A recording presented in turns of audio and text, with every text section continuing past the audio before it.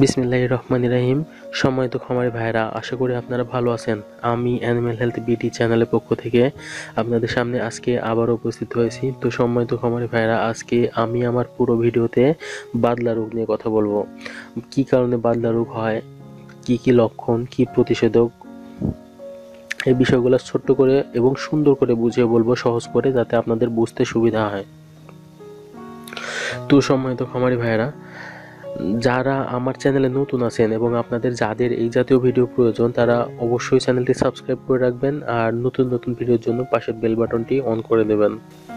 তো সম্মানিত খামারি ভাইরা, খামার করতে গেলে এই ছোট ছোট বিষয়গুলো জেনে থাকা খুব প্রয়োজন, তাহলে দেখবেন যে আপনি অনেক উপকৃত হবেন। তো আজকে যেহেতু আমি আমার পুরো ভিডিওতে বাদলা রোগ নিয়ে কথা বলবো, যদি আপনারা প্রয়োজন মনে করেন বাদলা রোগটি সম্বন্ধে জানতে চান, তাহলে ভিডিওটি প্রথম থেকে শেষ পর্যন্ত মনোযোগ দিয়ে দেখবেন এবং আমার কথাগুলো খুব মনোযোগ দিয়ে শুনবেন। তো সর্বপ্রথমে আসে বাদলা রোগের যে কারণ, এই কারণটি সম্বন্ধে আমি বলছি। কি কারণে বাদলা রোগ হয়? ক্লোস্ট্রিডিয়াম চানভয় নামে এক প্রকার গ্রাম পজিটিভ ব্যাকটেরিয়ার সাহায্যে এই রোগটি হয়। ক্লোস্ট্রিডিয়াম চানভয়ি, এটা একটি ইংরেজি শব্দ, এটা একটি ব্যাকটেরিয়ার নাম আর কি।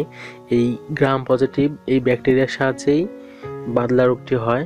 আর যে সকল গরুর বয়স 6 থেকে 18 মাস এবং যে সকল বাছুর খুব স্বাস্থ্যবান, তাদেরই এই রোগটি বেশি হয়, এই রোগটি বেশি হতে দেখা যায় আর কি।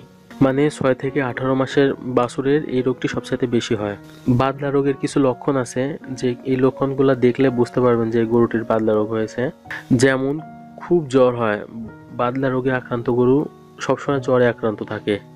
আর আক্রান্ত পশুর দেহের তাপমাত্রা 105 ডিগ্রি ফারেনহাইট থেকে 106 ডিগ্রি ফারেনহাইট পর্যন্ত উঠানামা করে। মানে আক্রান্ত পশুর শরীরের তাপমাত্রা 105 ডিগ্রি থেকে 106 ডিগ্রি ফারেনহাইট পর্যন্ত উঠানামা করে।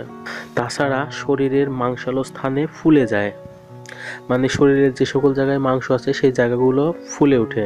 যে জায়গাটি ফুলে থাকে সেই স্থানটি সর্বপ্রথমে শক্ত হবে এবং গরম অনুভূত হবে।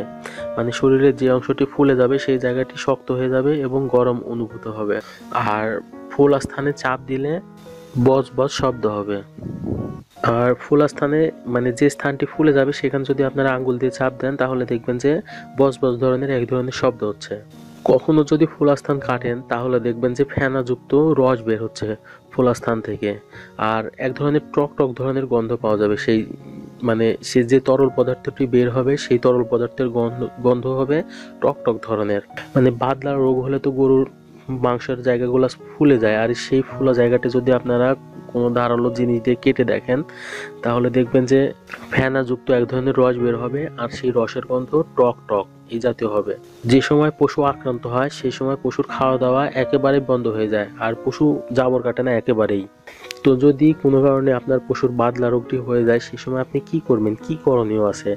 অসুস্থ পশুকে সুস্থ পশু থেকে আলাদা রাখবেন, এটা হচ্ছে সর্বপ্রথম করণীয়। আর বাদলা রোগে আক্রান্ত পশু যদি মারা যায়, আপনারা চিকিৎসা করতে করতে যদি মারা যায়, চিকিৎসা করার পরেও যদি মারা যায়, তাহলে গর্ত করবেন প্রথমে, তারপর গর্তে চুন ছিটিয়ে দিবেন, তারপর পশুটিকে মাটি চাপা দিবেন। মানে বাদলা রোগে আক্রান্ত পশু যদি মারা যায়, তাহলে গর্ত করে সেই গর্তে প্রথমে চুন ছিটিয়ে দিবেন, যাতে জীবাণুমুক্ত হয়, এবং মৃত পশুটিকে সেই গর্তে মাটি চাপা দিবেন। সেই ক্ষেত্রে সেই জীবাণুটি বাইরে আসতে পারবে না।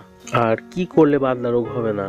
এর একমাত্র সমাধান হচ্ছে টিকা। টিকার মানে নিয়মিত যদি আপনি টিকা দেন, সুস্থ পশুকে যদি 6 মাস পর পর টিকা প্রদান করেন, তাহলে এই বাদলা রোগটি হওয়ার সম্ভাবনা থাকে না।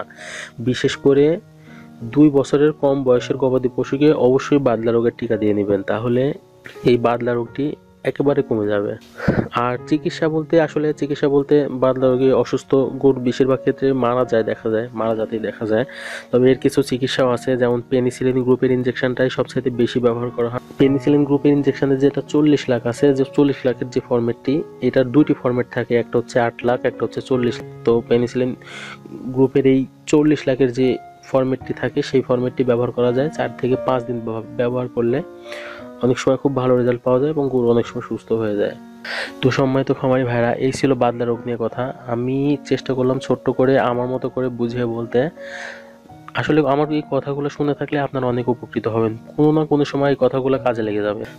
তো সম্মানিত খামারি ভাইরা, কেউ যদি বুঝতে না পারেন, তাহলে অবশ্যই ভিডিওর নিচে কমেন্ট করবেন এবং ফেসবুকে আপনাদের জন্য যে ফেসবুক গ্রুপ খুলেছি, ভিডিও ডিসক্রিপশনের একেবারে নিচে সেই গ্রুপের লিঙ্ক পাবেন।